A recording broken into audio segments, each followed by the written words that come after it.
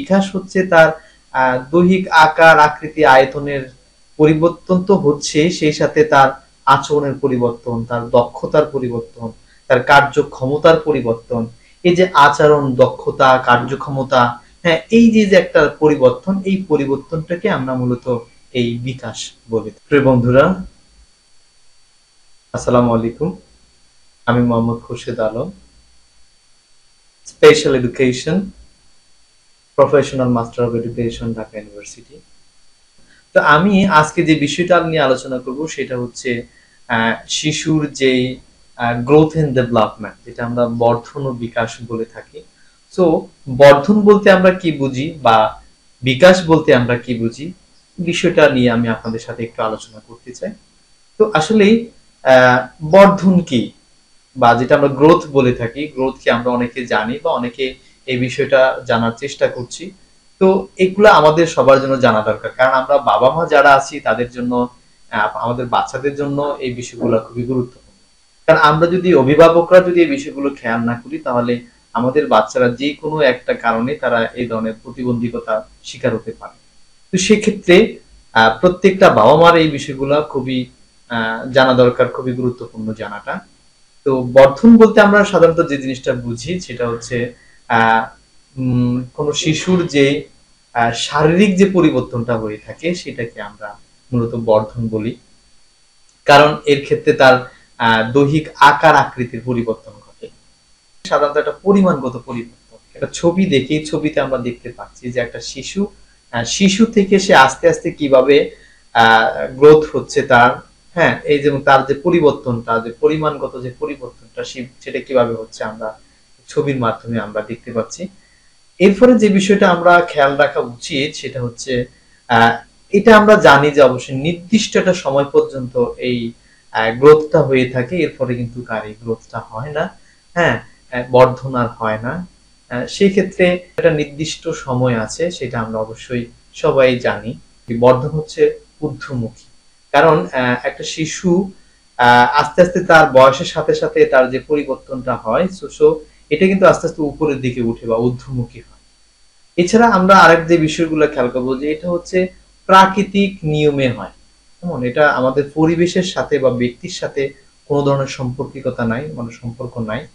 এই বিষয়টা শিখন গুরুত্বপূর্ণ এরকম না, কিন্তু এটা মূলত প্রাকৃতিক কারণেই ঘটে থাকে এবং এইভাবেই আপনার ঘটবে। তো এই বিষয়টা আমরা সবাই একটু খেয়াল রাখবো। আর ওই যে এক কথা বললাম, বর্ধন শুধু শারীরিক পরিবর্তন বা তার আকার আয়তনের পরিবর্তন, এটাই হচ্ছে বর্ধন।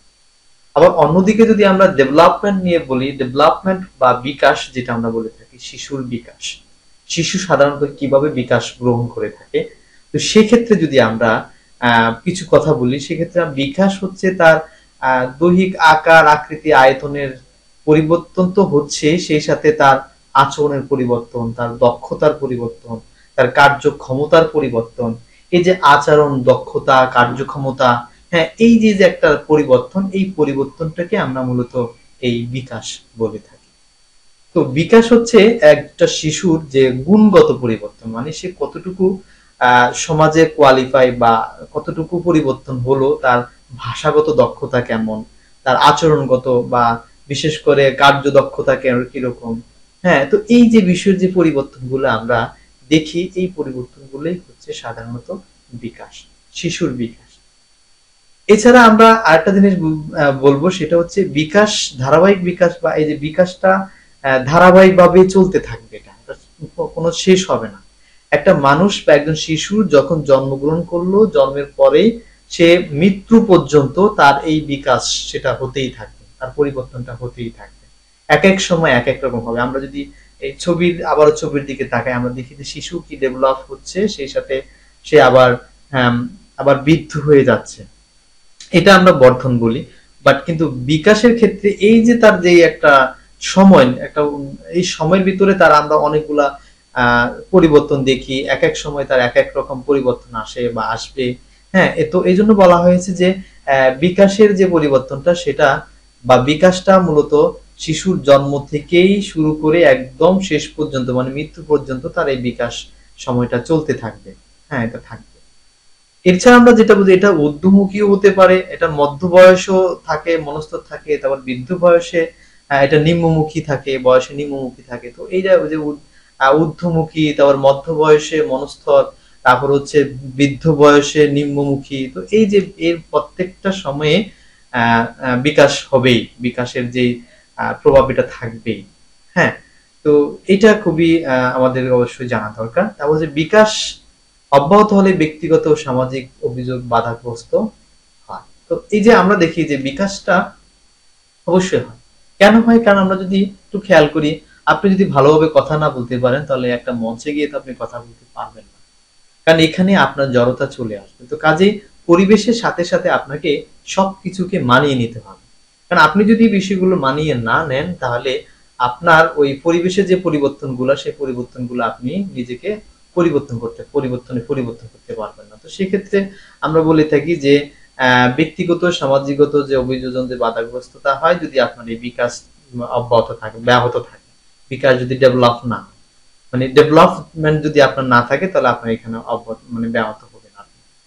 তো বিকাশ হচ্ছে যেটা আমরা যে আবার বলে, যেটাকে আমরা বলে থাকি যে শারীরিক, মানসিক, সামাজিক, আবেগীয়, ভাষাগত বিভিন্ন দিক থেকে আবর্তিত থাকে, যেটাকে আমরা কগনিটিভ ডোমেনও বলে থাকি। তো এই যে ডোমেনের যে বিভিন্ন যেই যে ধরনের যে বিভিন্ন যে স্তর, এই স্তরগুলোতে আপনার এই ধরনের পরিবর্তনগুলা বা বিকাশ সাধন থাকতে হবে। তাহলে আপনি আপনার যে ধরনের পরিবর্তন আপনি চাচ্ছেন, বা যে ধরনের পরিবর্তনগুলো আপনি সমাজের সাথে মানিয়ে নিতে পারবেন, ওই পরিবর্তনগুলো আপনার সাথে খাপ খেয়ে নেবে।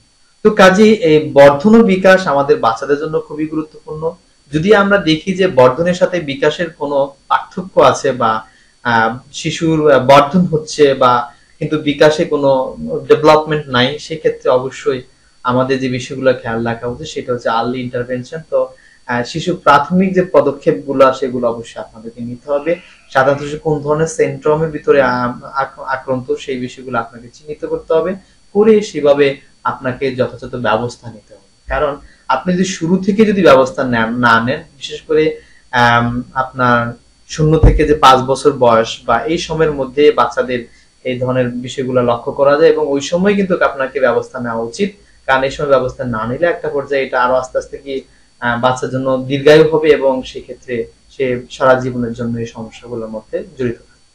তো কাজেই আমরা যারা অভিভাবক আছি, এবং তারা এই বিষয়গুলো অবশ্যই একটু খেয়াল করবো। বিশেষ করে শুধু অভিভাবক না, শিক্ষক যারা আছেন, যারা বাচ্চাদের এই সমস্ত বিষয় নিয়ে কাজ করছেন, কারণ আপনারা অবশ্যই খেয়াল করেন যে বিশেষ করে প্রত্যেক অভিভাবক কিন্তু সচেতন না। সেক্ষেত্রে আপনি একজন শিক্ষক, আপনি কিন্তু ওই পরিবারের বাহিরে না, বা ওই শিশুর বাহিরের কেউ না।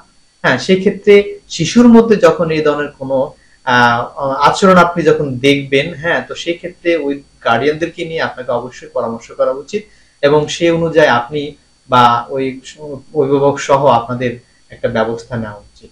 তো কাজে এটা যদি আমরা করতে পারি, তাহলে দেখা যাবে আমাদের শিক্ষার্থীদের যে জড়তা, বা শিক্ষার্থীদের যে যে ধরনের যে ডিসএবিলিটির একটা প্রভাব, অটিজমের বিষয়ে যে বিষয়গুলা, হ্যাঁ, এখান থেকে তারা দ্রুত এখান থেকে আর্লি ইন্টারভেনশনের মাধ্যমে তারা বের হয়ে আসতে পারবে।